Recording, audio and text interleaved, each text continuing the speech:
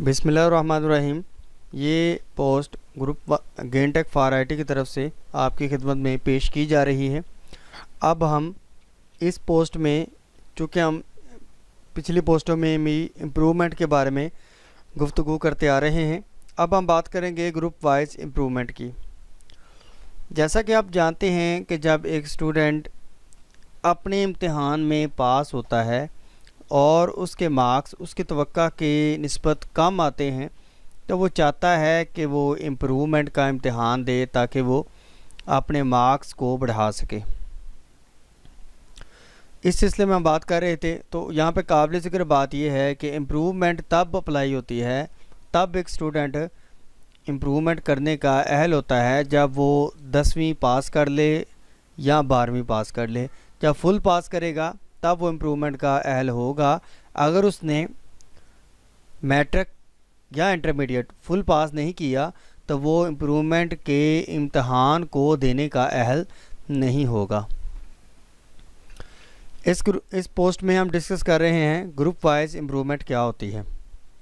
तो स्टूडेंट जब मैट्रिक या इंटर का इम्तहान फुल पास कर लेता है तो वो इम्प्रूवमेंट का इम्तहान देने का अहल हो जाता है। अब उसके सामने जो सूरत हाल आती है वो ये आती है कि वो ग्रुप वाइज इम्तिहान दे या कोई और सूरत इख्तियार करे इम्प्रूवमेंट का इम्तिहान देने के लिए।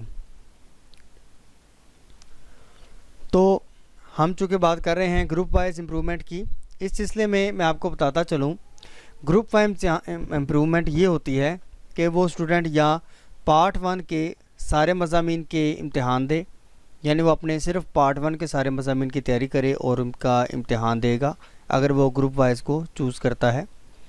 नंबर 2, पार्ट 2 के सारे मज़ामीन का इम्तिहान देने का भी अहल है कि अगर वो पार्ट 1 के सारे इम्तिहानात को, यानी वो महसूस करता है कि पार्ट 1 के मज़ामीन में उसके मार्क्स अच्छे हैं, तो वो पार्ट 2 के सारे मज़ामीन के इम्तिहान दे सकता है।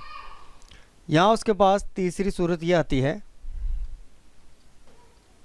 कि वो पार्ट 1 और पार्ट 2 के दोनों पार्ट्स के सारे मज़ामीन के इम्तिहान भी दे सकता है। इस सूरत में उसके एक माह में ही जो पार्ट 1 पार्ट 2 के सारे मज़ामीन के इम्तिहान होते हैं, चाहे वो 9th-10th के हों चाहे वो इंटरमीडिएट के हों, और तो वो पार्ट 1 पार्ट 2 के सारे मज़ामीन के इम्तिहान भी दे सकता है। तो ग्रुप वाइज इम्तिहान देने में 3 सूरतें उसके पास आई हैं ग्रुप वाइज इम्प्रूवमेंट इम्तिहान देने की। नंबर 1, वो पार्ट 1 के सारे मज़ामीन के इम्तिहान दे। नंबर 2, पार्ट 2 के सारे मज़ामीन के इम्तिहान दे, या पार्ट 1 और पार्ट 2 के सारे मज़ामीन के इम्तिहान दे।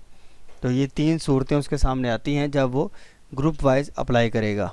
तो इसके साथ मुझे इजाज़त दीजिए।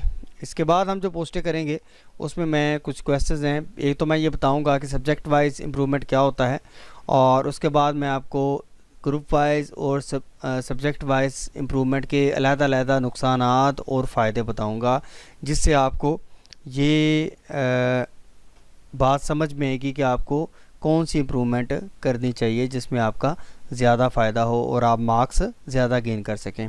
तो दुआ में याद रखिएगा।